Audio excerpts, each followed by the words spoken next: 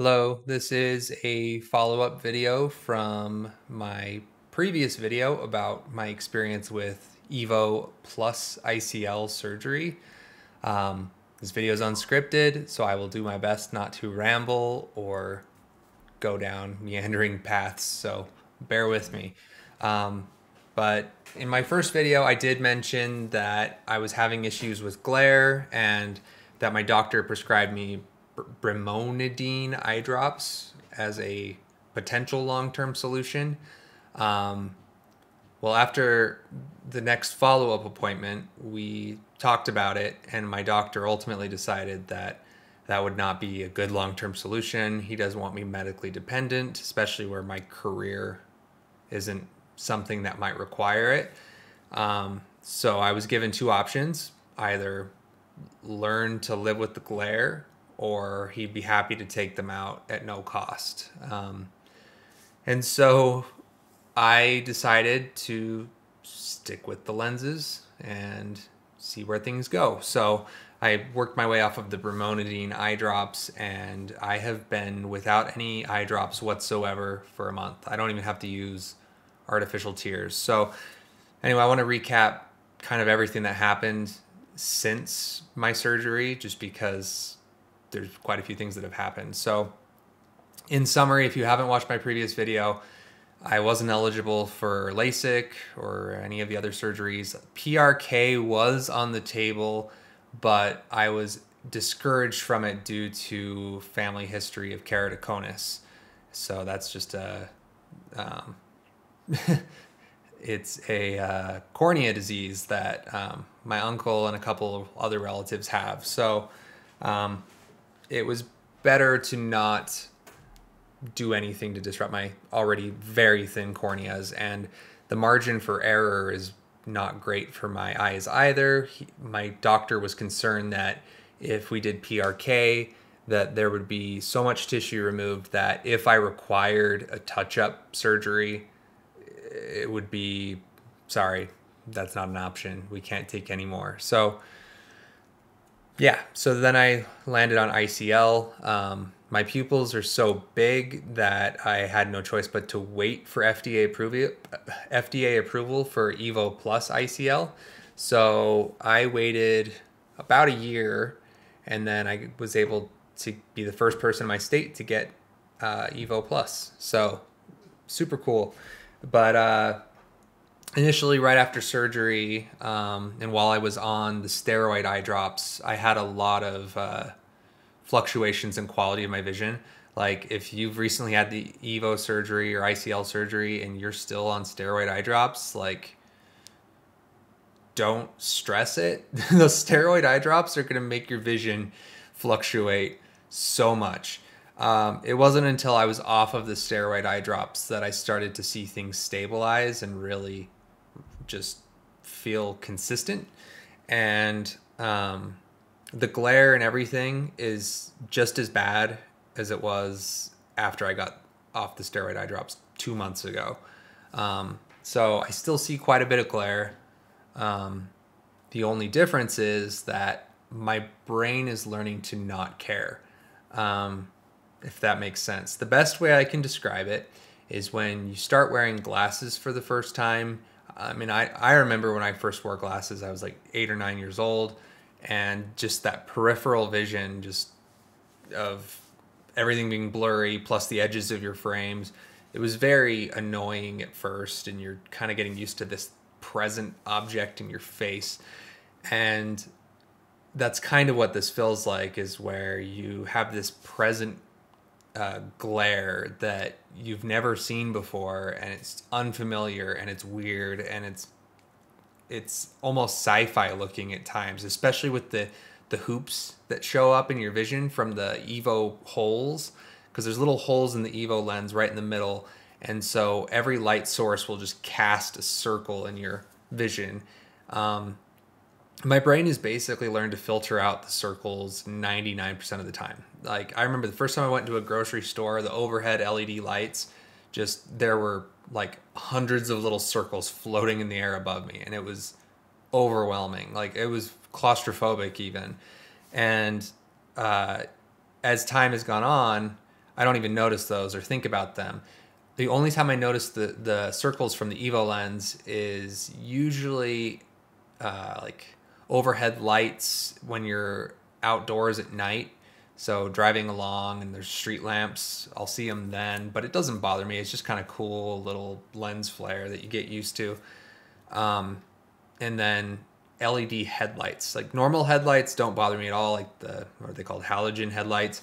But the LED ones on newer luxury cars like Audis and BMWs are awful. Like those just cast, like as the cars come by, you just start to see the circle get bigger as it passes by your head, and it's weird. I'm not a fan of that particular scenario, but it doesn't make vision uncomfortable or hard to see or block my view or anything like that. If I were to point to two things that genuinely annoy me still that might be worth considering, number one, transitions from very bright to very dark scenarios. Those can be the most jarring. So for example, doing some summer yard work, been outside all day, ran to Home Depot to go pick up a couple things that I needed. And the transition from going outside and then going into a not well lit aisle in Home Depot, it was like you get the normal, how do you describe it? When the cones of your eyes are still adjusted for bright, but you go into a dark area and it kind of makes everything radiate an uncomfortable color or hue. I don't know how you describe it, but I'm sure everybody knows what I'm describing.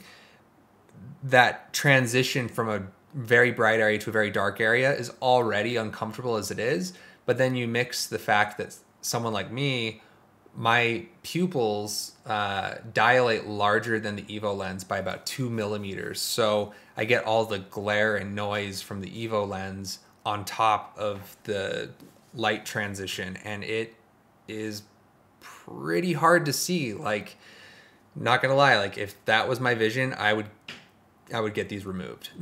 But that's that is a very one-off weird use case that I don't feel like comes up enough or puts me at risk, so that I'm like, you know what, it's fine.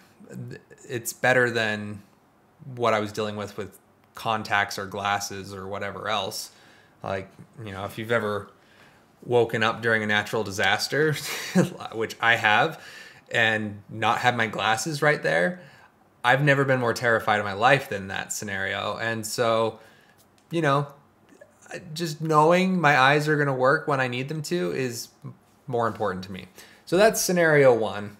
Not a very common scenario, and it might get better. Scenario two is when I'm watching television, high contrast scenes can often get glary and uncomfortable, but I've noticed this has gotten less annoying over time. So, for example, if you're watching a show like, I've been watching Better Call Saul because it's on the latest season, and there's a lot of scenes that take place in the dark, and there'll be, you know, some light source on the TV, and that will create glare that just spreads across and beyond the TV.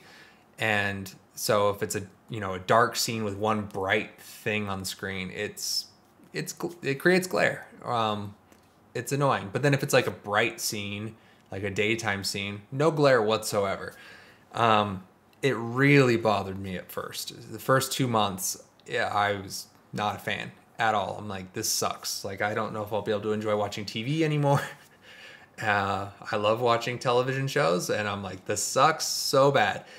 But I had a really fantastic moment last night where I was sitting there watching TV, and then the realization hit me that I had been watching TV for like an hour or two.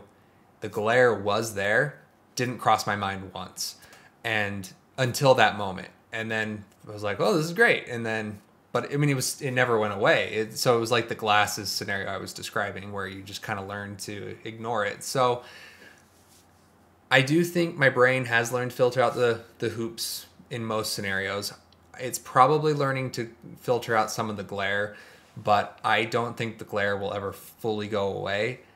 And if that's the side effect that I'm dealing with, I don't care. Like, it's better than wearing glasses or contacts. Like, I think after my vision went beyond -3, it was kind of the point where it's like your vision's basically non-functional without glasses or contacts. Like, you can only see so many feet in front of you, and I was between -6 and -7, so it was a pretty strong prescription. And honestly, anything beyond -3 to me is, it all felt the same. It's just varying degrees of more and more blurry, but you still can't see anything more than a foot away from your face, other than maybe silhouettes and object shapes from it so far away.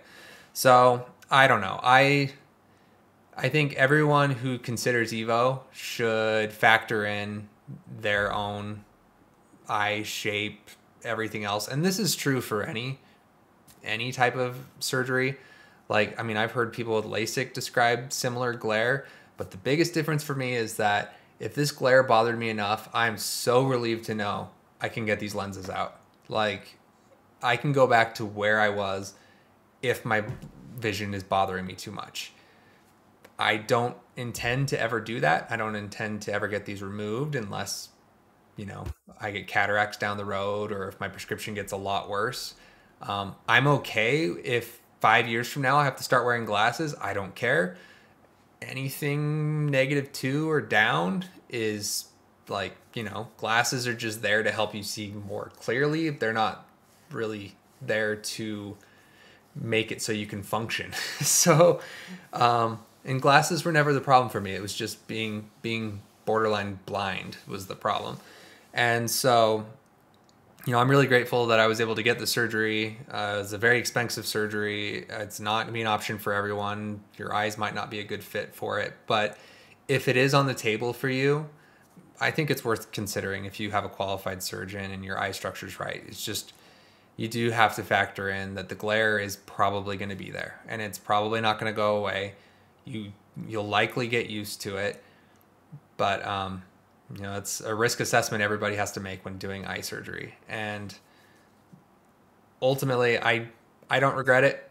If I could do it again, I would. If my wife wanted to get it, I'd say do it. But it is full of trade-offs. So I think if your pupils at their maximum dilation is below the size of the Evo lens, like, you'll probably have little to no issues at all. You'll get the hoops in your vision probably, but you probably won't experience much else. If you're like me and your vision goes, if your pupils go 2 millimeters over the size of the lens, this is a side effect you're going to deal with. And other people on YouTube have posted videos saying the exact same thing. So, do take that as a concern or take it serious. But at the end of the day, if there's no way to not have some form of trade-off. If your eyes aren't perfect, if you're not the lucky person out there with 20/20 or better vision naturally, there is going to be some kind of sacrifice. You either going to wear glasses, contacts, or you get a surgery and deal with the side effects that come with surgery. It's just the nature of having crappy eyes. So at least we, have the option on the table in modern days to get our eyes fixed. And in this case, for people who can get Evo, you can get it undone. Older ICLs, like, they laser holes into your irises, and I've heard of people getting glare through the holes that they have to create in your irises. And that sounds like another one of those scenarios of, like, this is permanent. You can't undo the hole in your iris as far as I'm aware. Maybe you can. I don't think you can, though. But having the option to undo this surgery and go basically back to a clean slate of where I was before and going back to my glasses, it's comforting. But again, there's a lot of decision making that comes into the surgery. But if I could do it again, I would. I would give my experience a 95 out of 100. I'm glad I did it, though. So if anyone has questions, I try to reply to YouTube comments whenever I see them come in. But again, I'm not an eye doctor. You should make this decision with your eye doctor. And personally, I would recommend getting the opinions of as many eye doctors as you can before you get your surgery. I spoke to 3 or 4, I believe. Actually, 4. I spoke to 4 surgeons before I decided to get my Evo lenses. And you know, some of those surgeons out there were like really too antsy to get poking at my eyes, and we're like, you know, we'll get you in tomorrow and we'll get you this deal on PRK. And it's like, this is your vision. Don't mess around with it. Like, take your time. It doesn't have to, it's not a decision you have to make today. I waited 5 years for my eyes to stabilize on my prescription before I did anything, because I wanted this decision to be something I don't regret. And I'm grateful for it. So anyway, happy to reply in comments. Thanks for listening to me ramble. If anybody has any questions, talk to you soon. Thanks.